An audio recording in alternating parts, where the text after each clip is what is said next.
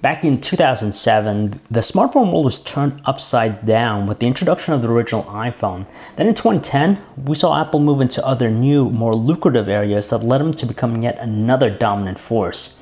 That, of course, was the iPad. And after finding monumental success in those markets, Apple's eyeing its focus on yet another budding segment that demands meticulous overseeing in order to prove to consumers that there's still a viable place for its presence.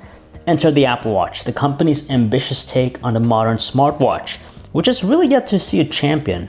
We could mention a few models from the Android Wear camp that have piqued our interest, but for the most part, there's still not a single dominant force that can change the smartwatch's reputation from being a want to something regarded as a necessity. Can it achieve that? Well, hey guys, it's John V from PhoneArena, and you're watching our video review of the Apple Watch. Before we get into the nitty-gritty, let's first explain the various models that are available with the Apple Watch. So there's the Apple Watch Sport, you have the Apple Watch, and finally the Apple Watch Edition.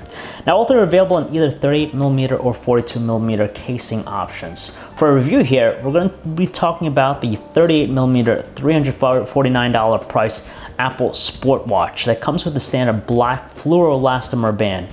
While it's not an original design per se, it's one of the more favorable looking smartwatches we've seen, boasting a concoction of simplicity, modernism, and premium into one. It's constructed from what Apple refers to as 7000 series aluminum, with our unit sporting the space gray color. It certainly has a pleasant uniform look. However, a higher degree of contrast can be achieved by picking up any of the handful of color bands that Apple sells.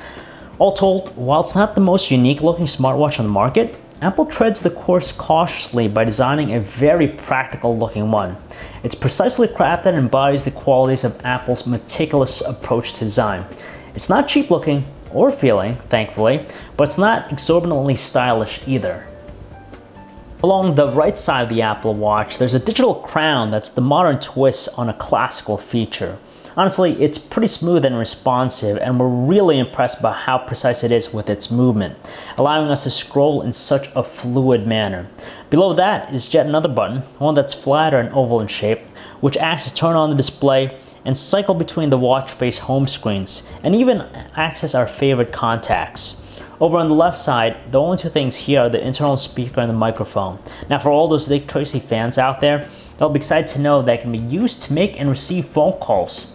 On its underside, we have the custom heart rate sensor, which are flanked by two buttons that release the strap from the case. It's a simple and effortless procedure, which makes it a breeze installing various straps. Designated with an IPX7 certification, it means that the Apple Watch is water resistant. Not waterproof though. It can withstand immersion in water up to 1 meter deep for 30 minutes at the maximum. While it's safeguarded against sweaty workouts, washing your hands, and even being caught in the rain, it's not really meant to be used prolonged for activities like showering or swimming.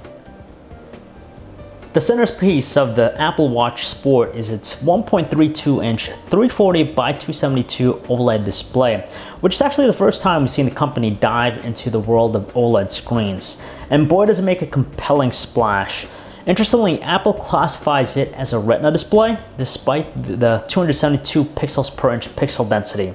While we certainly have no qualms about its detail and sharpness, the 42mm variants get treated to an even better resolution of 390 by 312 pixels. We won't deny the screen is utterly beautiful, arguably one of the best we've seen in a smartwatch thus far. Not only is it bright and produces vibrant colors, but it's also safeguarded by a layer of Ion X strengthened scratch-resistant glass, which is similarly employed by the iPhone 6. We're astounded by the screen's ability to maintain its clarity, so colors don't distort, nor is there much glare. Additionally, it employs Force Touch technology, which allows it to differentiate a tap from a press.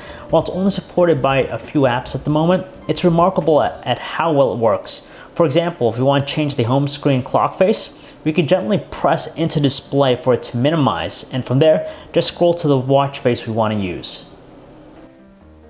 Running a variation of Apple's iOS, the Apple Watch from the onset dives right in with a comprehensive user interface that's powerful. To a certain degree, veteran iPhone users will need some adjustment getting used to the software, but it's something that can be achieved in about a day. That's because it's all about simplicity here again. one of the core principles of Apple's experiences. The first thing we see turning it on is the watch face home screen, while pressing on a digital crown from here transports us to the apps tray, which kind of resembles an almost honeycomb-like layout. Of course, moving around can be done by swiping on the screen, but we could also zoom in by using the crown as well. And when you long press it, Siri is launched. Alternatively, we can speak "Hey Siri" at any time when the screen is on to launch it. Just like what we get from Siri on the phone, we're able to accomplish a handful of tasks ranging from weather conditions, getting directions, and even answering trivia questions. It works rather well in being a useful personal digital assistant on our wrist, though she doesn't speak, so it's more about the visuals here.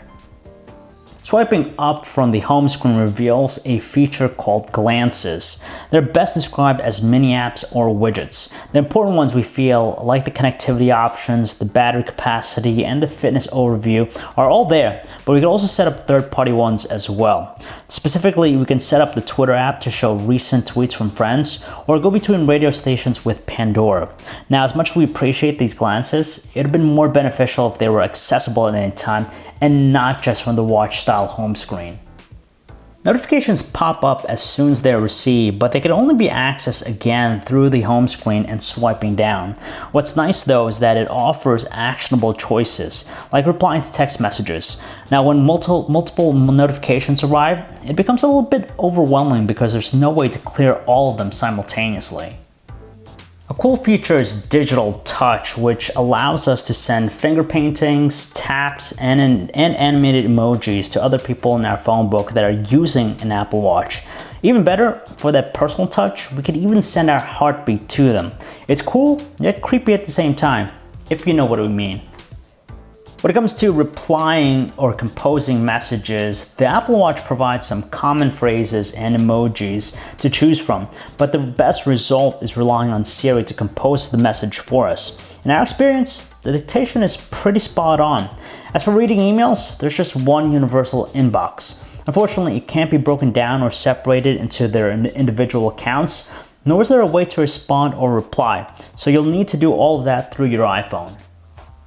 You can even set up the Apple Watch for Apple Pay. You'll need to scan and register your credit card again, even though it's all done on your iPhone already. But once it's set up, it works identical to how you do it in the iPhone. The Apple Watch is also a motivator with its health and fitness services. First, let's talk about the Activity app, which is a simple and effective tool that visualizes our activity throughout the day by representing data through the move ring. Gathering the data from the Apple Watch's sensors, it's able to tell us how frequently we're moving, the amount of time we spend on exercising, and even the total time we've been standing up. If we're not moving as much as the Apple Watch would like us to, it'll nudge us with a notification to stand up and move. Now, aside from the Activity app, there's also the dedicated Workout app that allows us to select what type of workout we're going to be doing, so it can be set in the proper mode to achieve the best and most accurate measurements. Honestly though, we find it to be a little bit basic in its current iteration, but we imagine that it will be expanded more down the road. It's no Fitbit app yet, but it's a starting point nonetheless. Having to deal with a finite amount of precious real estate, the Apple S1 chip is touted by the company as an engineering marvel due to the fact that they're able to put an entire computer system into a single chip. Superficially, the Apple Watch performs much like the gamut of Apple's device portfolio, and that's buttery smooth operation with simple stuff. On some occasions, however, it sometimes exhibits a little bit of a delay. It's not bad to the point of stopping us dead in our tracks, but it's still noticeable enough to the eye. Billed as having 8 GB of internal storage, that tally translates to 6.2 GB out of the box, where up to 2 GB of it can be allocated to music, while another 75 MB can be put aside for just photos. Tethered to an iPhone 6 Plus via Bluetooth 4.0, it means that we're able to receive text messages through the Apple Watch, as well as handling phone calls too. Now, from what we've experienced, the connection is maintained up to as much as 30 feet before it's severed. There's no physical camera on the Apple Watch itself, but there is a camera app that makes it act as a remote shutter for your iPhone's camera. It's not something new, as many Android Wear watches offer this too, but it's nice that touch focus and a burst mode are offered. Once a snapshot is taken, it's transferred and then accessible through the iPhone's photo gallery app.